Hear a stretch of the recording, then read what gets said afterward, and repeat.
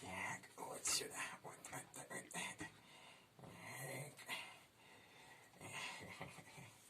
Котофей, а, Котофей?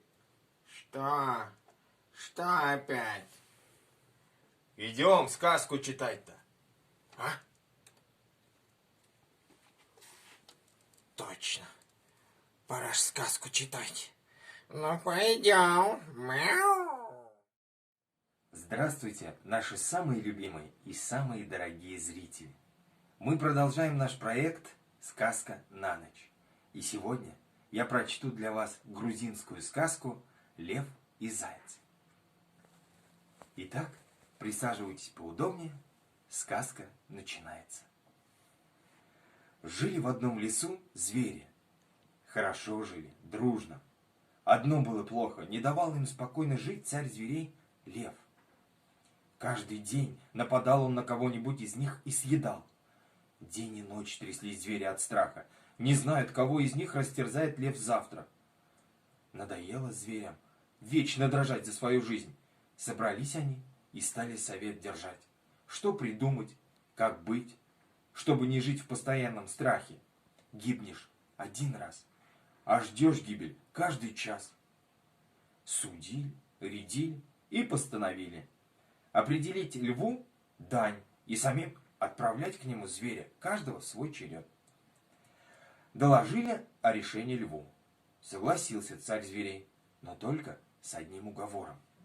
«Опоздаете хоть немного, пеняйте на себя, всех растерзаю». Стали звери каждый день носить льву дань. Вот пришел черед идти зайцу. «Пойти-то я пойду, а съесть себя не дам, и всех вас избавлю от ненасытного владыки», — говорит заяц. Смеются звери. Глядите, как расхвастался, расхребрился трусливый зайчишка. Только зря они смеялись. Не явился заяц ко льву вовремя. Проголодался лев и хотел уже броситься в лес, растерзать зверей всех до одного. Но тут показался заяц. «Где ты пропадаешь, негодник?» — зарычал лев.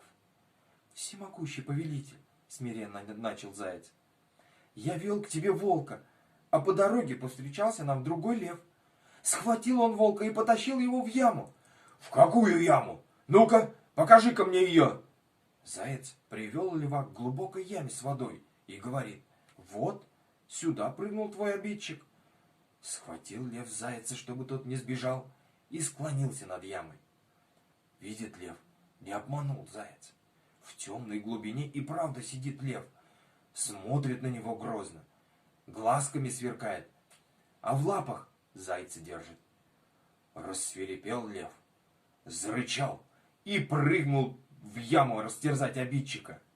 И остался там навсегда. А смышленый заяц помчался в лес сообщить другим зверям радостную новость. Вот и сказки конец.